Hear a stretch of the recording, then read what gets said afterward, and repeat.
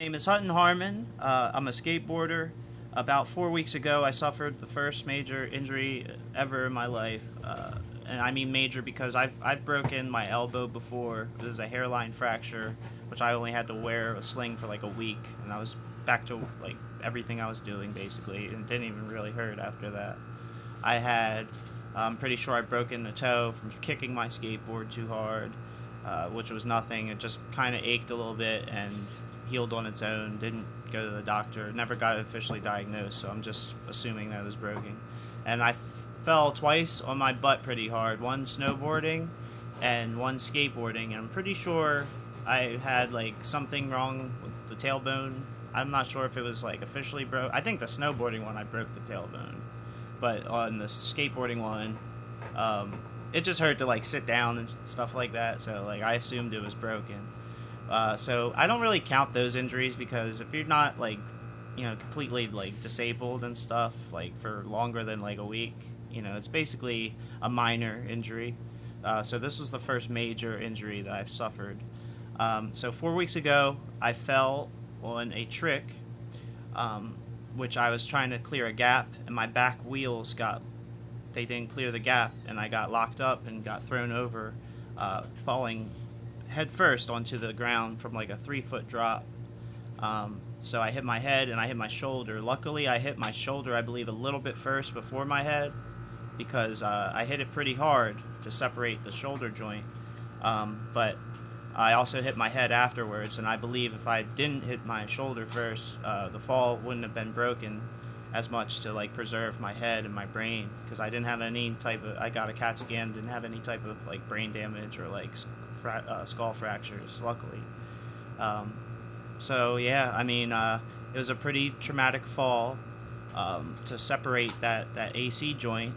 A lot of guys they usually break their collarbone, but no, this just ripped the collarbone or clavicle out of that socket or that area where it attaches to your shoulder and attaches to your arm. There's three ligaments, and for the grade 3 AC joint separation, which I suffered, all three of those ligaments were separated and torn. When that happens, it kind of dislocates your clavicle, um, pointing upward, so it kind of looks like your arm is like dropped down because that's what actually connects your arm to the rest of your body at that location, and it kind of keeps your anatomy like in proper positioning for when you lift your arm over your head and stuff like that. So it is a pretty major injury because you can't lift anything, significantly like heavy after that, like over your head at least until it like kind of scars up and heals. For the grade 3, it's controversial because surgery is not really required depending on how bad it is. So there's two treatments for it. There's a conservative non-surgical treatment, which will take about like 4 to 7 weeks for it to heal, and then you would begin like some type of physical therapy to kind of regain the strength back in that arm. And a lot of people do well no matter if they get the surgery or not. So doctors, depending on your other patient demographics, like your age and your health and stuff like that, um, they may or may not recommend the surgery, especially if it's just a grade 3 where it's just separated. And if you don't have like a very physically demanding job where you require to like lift heavy objects over your head and stuff like that, or put that part of your body under a lot of like demanding stress, like they may not recommend the surgery because there's no clear evidence whether or not which one's more beneficial. So originally I was actually gonna try that because I'm like an all natural guy. I don't like taking pharmaceuticals. I don't really like going to the doctor when I'm hurt unless I'm like really really out, like got like really hurt. Like I did go for this because I had the head trauma, and I had the after I crashed, you could see my clavicle was popping up. So I thought I'd broken it, but it was really separated. So I did go to the hospital for this, and they diagnosed it as a grade 2, but I believe because the whole area was swollen, so you couldn't really see how much separated that clavicle was. Um, but it was separated when I went to the orthopedic specialist for shoulders, and he died. He X-rayed it. I got it X-rayed like twice just to be sure, and he determined it was a true grade 3, meaning all ligaments were torn and separated. And when you have the grade 3, that means that the ligaments that hold the clavicle to that joint, they will not really heal. There's nothing you can really do to get that clavicle to go back in the right position. What will happen is that over time it will scar, and the scar tissue will build up, almost supplementing a ligament, if you will, but the muscles around it will really provide it the strength and functionality that it once had.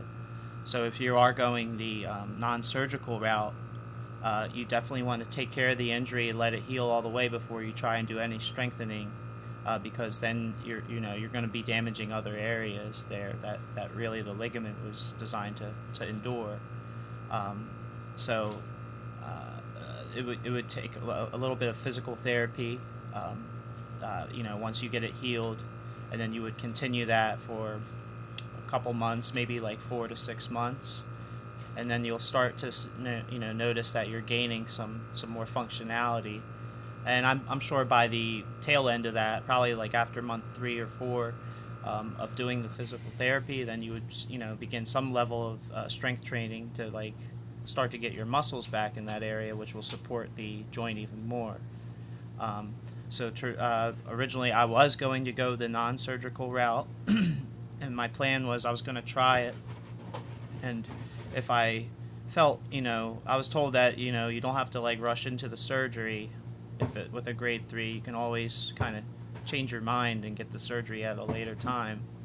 So I took advantage of that, but I didn't really want to stretch out the time window, because apparently when you do wait longer, apparently it's easier to fix and it's a better result when you fix it a little bit earlier than waiting a long time. So I decided to try a non-surgical conservative for like 3.5 weeks. I was doing pretty well. I mean, I started the first week, I was hurt. Like, I didn't move my arm at all. Second week, I was like, didn't even really want to wear the sling. So I kind of opted out of wearing the sling for majority of the time, except for when I was like sleeping, or any time that I was like going to be like completely stationary, I would put the sling back on. But I kind of like got the sling off as soon as I could, just to get my arm moving after the pain went away. Like, once it was a pain tolerance type of thing, and the pain like really subsides after, I want to say, like 7 to 10 days. Like, once it kind of like starts to scar and heal, like, you won't really feel the extreme pain as initially after about 10 days. So after about 10 days, like, I was off the sling, and I was trying to regain motion. And of course, like, when you're trying to exercise some of the range of motion that you once had that early, like, you're going to experience some level of pain, and you're going to have your limits. So dealing with that, I kind of expected that, and I didn't expect to like kind of like jump back from this injury like that quickly. But around week 3, that's when I was like really starting to notice some improvement. Like, the pain was getting duller and duller on a day-by-day basis after that second week. And the pain just kept dulling down, and I kept, my arm in motion, and I'd gain more range of motion. And it was like it was kind of like a uplifting feeling, because it was like the light was at the end of the tunnel. If you could fast forward a couple months, maybe a year, going that route, like, I could definitely imagine having, a satisfiable recovery. But given that some of the activities I do are very demanding, I wanted to get it repaired. And just because I was concerned that having the clavicle, kind of out of position, that it would make more the other areas of the body that is supposed to be supporting more vulnerable in the future, like long term. So I opted for the surgery, and I went back to the orthopedic and talked to another doctor who was he had the reputation that he was one of the best at this. So I got his opinion, and he said if it was like his a family member or something, he would recommend to get it fixed. And that was kind of like the tipping point where I just, because I knew I wanted it to get it fixed. I guess I needed to hear it from somebody that knows what they're talking about. So I took his advice. It was not solely off of his advice, but it was because it kind of like pushed me. Like I had my sails set for that direction, but I not knowing about this and being my first injury, I didn't want to make the wrong decision ultimately. So I did consider, somebody else's opinion. And what's going to happen if you have this injury, you're going to like do a lot of research and you're going to get a lot of conflicting answers, especially for grade 3. Grade 4, 5, and 6, which are the higher grades of the injury, they are usually going to recommend the surgery. So I considered mine like a higher level grade 3, where it was a grade 3, and I was recovering. Like I'm pretty a endurant person, but for the demand, considering the demands that I'm going to be putting on my body, in the future going forward, whether it's skateboarding or I lift weights, I do electrical work. I do a lot of yard work. I do a lot of physically demanding stuff to my body on a daily basis. So I'm depending on, the integrity and the stability to be there because I'm going to be pushing it. And I didn't want to injure other areas by not having the stability there. So I opted to me, it felt like, okay, that makes this a higher level grade 3. So I'm closer to a grade 4. And if they're recommending surgery for anything higher than a grade 3, and I'm going to be putting demands on my body like long term, then long term it's going to be a better resolution. Getting the surgery, just getting it repaired, and then just going back to what I was doing before, being very persistent on trying to strengthen that area and get my range of motion back. Now, when you get the surgery, it's going to be a slightly different protocol because you got to let that site heal. Because now you're adding more trauma to the area that was already affected. So all the healing that took place, like for those first 3 weeks that I had, is undone now, and I'm back to where I started. But overall, it's going to have a more stable foundation going forward because the clavicle is now, reconnected. Alternatively, I mean, it's not going to be as good as having the ligament there, of course, but it's going to be reconnected. Back to the area, so when I do those range of motion exercises that require that level of that degree of arm angle, I'll have more stability there. At least that's what I took into my consideration to make this decision. For the surgery, this is my first day back home. The surgery was yesterday. The surgery went really well. The doctor said like everything looked great after it. Being my first surgery, I mean, I want to be honest with everybody. I was very scared going into the surgery. But some things that are going to help you if you're scared to go into the surgery are finding the best reputable doctor to talk to that's a specialist in the shoulder, if it's a shoulder injury like mine. Take their advice, but also do plenty of research before you talk to that doctor so you have some type of background knowledge of what to expect. So that way when they're telling you things, you're not just like yes or I don't know. Like you don't want to be agreeing with everything that they say. You want what they say to agree with how you feel that you want to take care of the surgery or the problem, the injury. I'm sorry.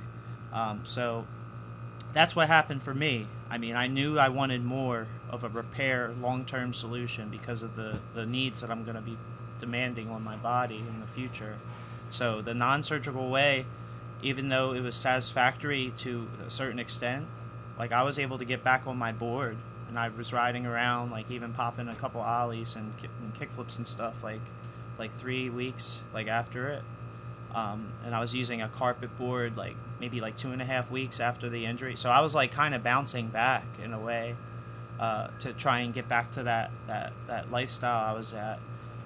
But I just knew long term, especially doing that, like that's not the best way to heal this level of injury.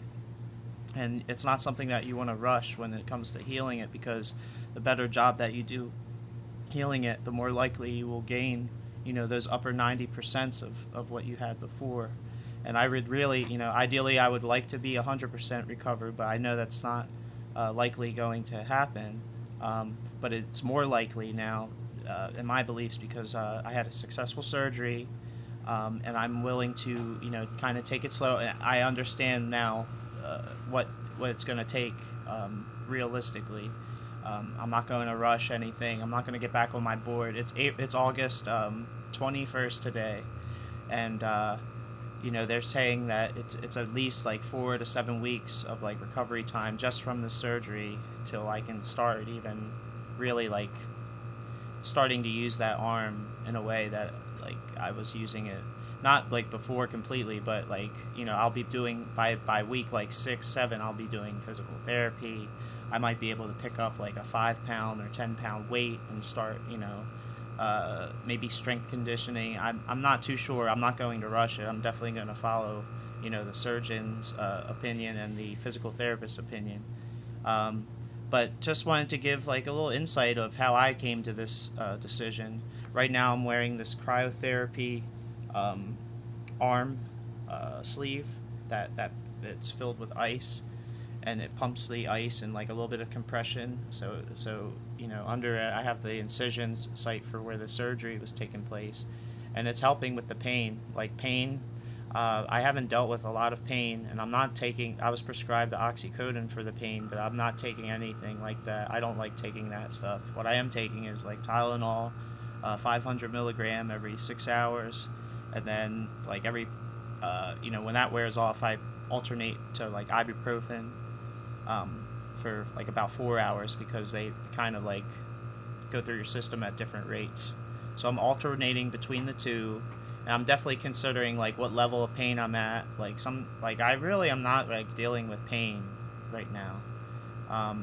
It's my first time having a surgery, so I'm not sure what I was really supposed to expect, but pain wise, it's only like achiness, and like of course I'm keeping my arm still. Like the protocol is to keep the arm as still as possible, and just let the site heal. You don't want to move your shoulders around or do anything, because you want everything to kind of solidify for long term. And so I'm keeping it in the sling 24/7. I take it off when I have to change a shirt. I got a button-up shirt to try and make that task easier. And when I do like take my arm out of the sling, I'm putting it somewhere where it can be weightless, just to take any tension off of that area. I rested on like a pillow, supporting the elbow, just anything to take the weight off of that shoulder area, because you don't want to be pulling on that repair site. You want to kind of let the repair site resolve in position for going forward, and that's what I'm going to do. I mean, it's only day one, but I just wanted to put this out there for anybody that's dealing with this. I'm greatly sorry, that you've had this type of injury, but you will make it. We're at a point where they can pretty much fix like a lot of. It's amazing what you can do to your body to mess it up, and then there's always some type of level of an answer to at least try to improve the situation. So you just got to try and be optimistic.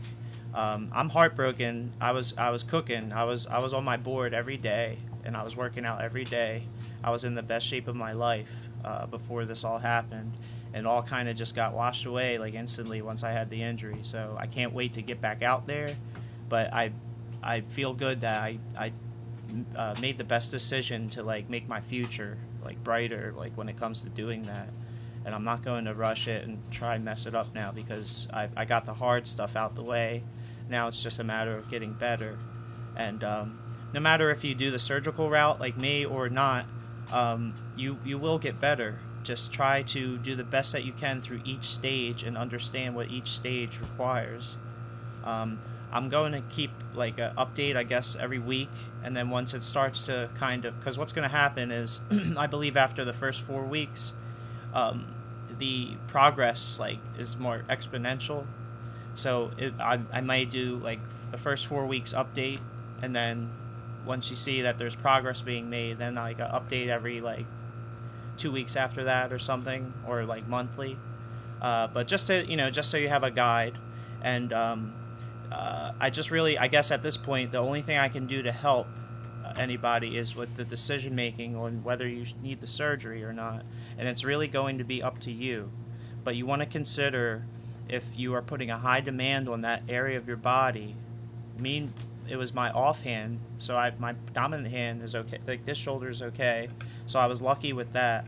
But because I do put a demand on both sides of my body, and I would like to be symmetrically as strong as possible, I decided that it was going to be a better result to get the surgery and just repair that part of my body. And hopefully, if I take care of it, then I'll gain, in those upper 80, upper 90 percentiles of what I had before.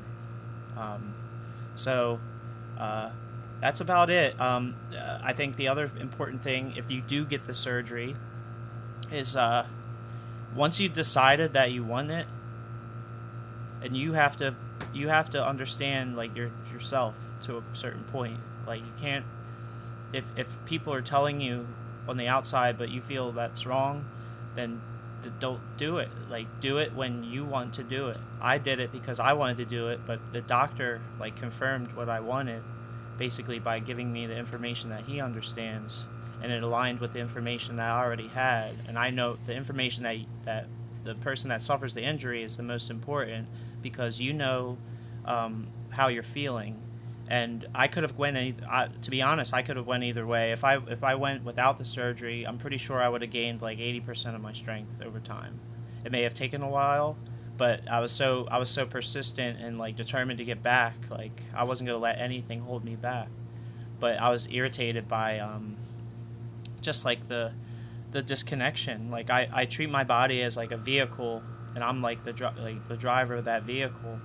And I wouldn't want the vehicle to have like a detached like axle or something like that, because it wouldn't feel safe to drive, especially at high speeds, especially like, and I considered my body being the vehicle. Like on the skateboard, like I'm going to be putting myself through all types of endurance situations where I might fall and catch myself.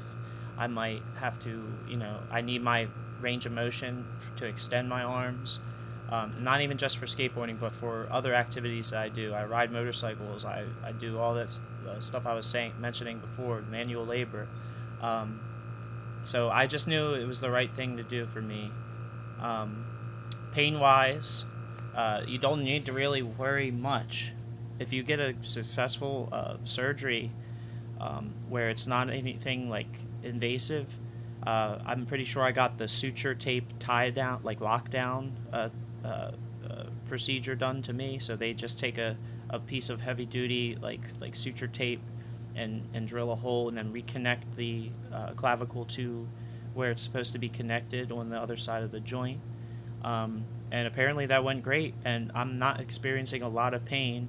I do get achy, and I guess when the Tylenol wears off, like I feel like a little bit of the incision site like pain, but and some achiness underneath where the surgery was performed. But it's not like when I went into it, I was scared that like I was gonna be all jacked up and like all like cut up and like like real like bedridden. And by no means am I really bedridden. I like to stay stationary, and I'm not like normally I would do like I was back to like before the surgery I was back to like running like 8 miles an hour. Like I had my brace on, I had a shoulder brace for it, and I was like it would be a little tough because I would get a little bit of like chatter on that side from my shoulder if I was like running with my arms. But then I would just run with like one arm swinging and just keep my other arm stable. But I was able to run 8 miles an hour for like 30 minutes, running 4 miles a day on the treadmill. I don't think I'll be doing that until like maybe like October maybe, just because I don't want to mess up the surgery. But yeah, I'm definitely gonna get back on the treadmill, like walking, and maybe like 3 or 4 weeks. But if I feel better and I've got the bandage off and I can start taking the sling off, like I bet I'm gonna be back on the treadmill, not full speed, but at least getting some type of cardio workout, just to try and like do some damage control. Because right now I'm just like really just focused on healing it and staying ahead of any type of pain. Because I know if I can get through this, if I can get through the first 2 weeks, like I'm pretty much good, because the second 2 weeks are gonna be like coming out of it, and then that's gonna be when I can kind of start using my arm a little bit more. So if I can just keep it like real still and like let it heal as much as possible for like the first like 4 weeks, like really good, like I'll probably come out of this first stage of recovery, quicker, and I won't have any lingering type of issues going forward. One thing that to worry about if you get the surgery though is that because you're going to be kind of like immobilized for that amount of time. I'm definitely aware that I'm going to probably suffer some type of muscle atrophy, not even just in that area, but in all areas, because I was training in all other areas. I was in pretty good shape before. So I'm going to lose some of that progress, but at the same time, I'm going to be even stronger to gain it back than if I didn't get the surgery. So I'm just being optimistic about every part of this. I already am here now. I'm so glad that I got the surgery, and it was not nearly as scary or everything I was worried about.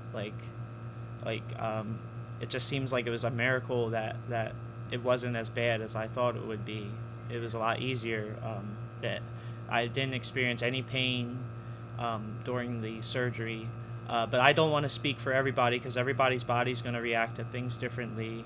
And you definitely, if you're going to do any type of surgery, you definitely want to make sure that your body's in a good condition to endure that type of, because it is trauma. They're cutting at you, they're working on you, they're doing things that your body's not really naturally designed to do. So you will kind of be subject to the science behind it and the physics behind it. And you just have to have a level of endurance and rehabilitation on the back end to deal with that. But I'm feeling really great. I mean, it's only day one, but like I expected so much more pain than what I'm in now. And I'm just gonna take it slow. Anytime I get like a little bit of pain from the incision site, I reach for the Tylenol. But I expected that I was gonna like have to take like more of the hardcore stuff if I couldn't tolerate it, and I'm actually pretty endurant to this. So just an informative video, and I will keep you updated on a weekly basis. Maybe for the first week I'll do like the first couple days, and just to give the people that are thinking about the surgery just a realistic timeline of like what to expect in the first couple days after getting the surgery. Sleeping, the last thing I want to talk about is sleeping too, because that's going to be a component that's going to be a little bit challenging. So when you get the surgery, you're going to want to try to, when you get home and in that first night where you're trying to sleep, I had a hard time sleeping just because of everything that happened, and I already was asleep during the surgery, so it kind of messed up my like whole circadian rhythm, I guess you'd say. I was only out for like an hour during the day, but I think just like the adrenaline, from like getting ready for the surgery, like being so anxious before, and then it just happened, and I woke up and I'm done. It's like it's a lot to process mentally, so I was kind of like, last night, I tried to stabilize my arm as best as possible, like putting a pillow under it, trying to take the weight off of it, and then trying to get the rest of my body in like the most comfortable, like stationary position, because I didn't want to be rolling around and stuff.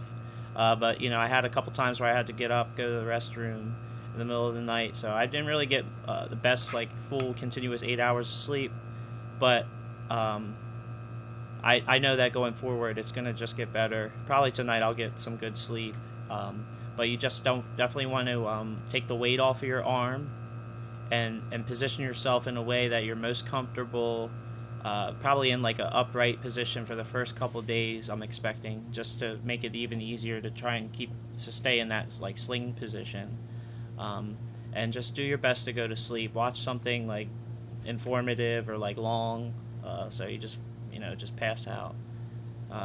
But that's the only advice I really have. It's if you're thinking about getting the surgery, just want to let you know, if you prepare yourself for it, and even when you're dealing with moments of anxiety, take control and try and endure the wave of the anxiety, because those doctors, if they're good surgeons and they have a good reputation, they will do their best to take care of you, and you will get through this.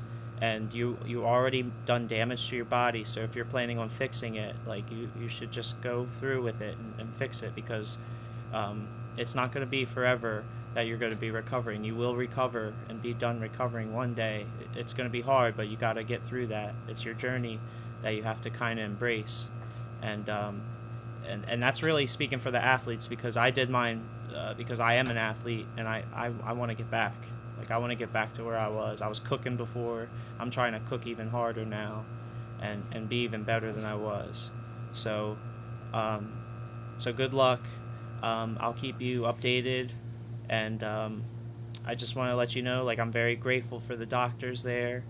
Shout out to Dr. Freeman. He's the one that was the doctor for my surgery. Dr. Peterson, that was his partner. I had nurses Danielle and Hannah. They took care of me before and after the surgery. They tried to keep me calm, and the whole team there, the anesthesiologist, he did a great job of helping me calm down, and notified me that that's what his job is, to just like remove me from the situation and just put my body into the best state for the operation. So I really appreciate all those people for doing their job very well. The anesthesiologist, his name was Derek, so shout out to Derek too. And if I forgot your name, I'm so sorry, but like, I just, please know that I appreciated everything that you did, and if I ever see you again, like, I will make sure to thank you, and even further than that, when I get back to a functional recovery after recovering from the surgery, I'm gonna be the best athlete. I'm gonna be the best father. I'm gonna be the best like worker. Every aspect of my life, I'm going to take to 125%, because of the help that they gave me, and they gave me the chance to do so. So good luck, everyone. Do plenty of research. There was plenty of helpful videos on YouTube, and you just want to take in as much information before you make a decision, but realize that it's going to be an individual decision, that only you know the true answer. You don't need to rush either. So that's the benefit of having the grade 3, is that I had the option to go non-surgery, or I had time to think about the surgery. I didn't have to go right into it. I wouldn't, like, if I could go back, I wouldn't have gone right into surgery if they would have said, like, it's an option. Like, if I was originally not going to get surgery. I was going to go the non-surgical route. So I'm glad that I did it the way I did it, because it gave me a little bit of insight of how that arm's going to kind of function, and hopefully with the surgery it's going to be even better than that. So if I was willing to deal with it like before, then I'm going to be happy with the end result from this now. So I know this is a longer video, and I'm sorry if it was non-productive, but I just wanted to get as much of my personal story and the info that I got from this experience out, because all these little things they might not talk about on every single piece of research that you do, whether it's a video or a blog or something. At least you get to see me, and I'm not making any of this up. You can just take it in as an authentic account of what to expect, and you may do a little bit better, you may do a little bit worse, but it's just to give you an idea of how I got to making the decision that surgery was going to be for me. So good luck, and I love all of you as human beings, and we got to do the best that we can to take care of ourselves and take care of each other. So I'll see you, and wish me luck. I hope I hope this pain doesn't creep up out of nowhere and start to get me, but so far it's been very good. All right, sorry about all that extra stuff. Keep riding mountain bikes, snowboards, skateboards, all that stuff, motorcycle. Keep doing what you love to do. These things will happen, unfortunately, but you just gotta endure it. That's why you do this sport. It's because you're the shit, and like you gotta just own up to it when you make the mistake or have an accident like this. It's just gonna make you tougher and just make you stronger. So shout out Danny Way. He suffered a lot of injuries and surgeries and all that. So he's been an inspiration of like what's actually humanly possible. Well, when you do go through like these types of traumatic experiences, and there's always going to be light at the end of the tunnel. So thank you for watching, and I'll see you in the next video. All right, bye. You want to say bye, Jackson? Come here. Say bye. Bye. Bye-bye. Bye-bye.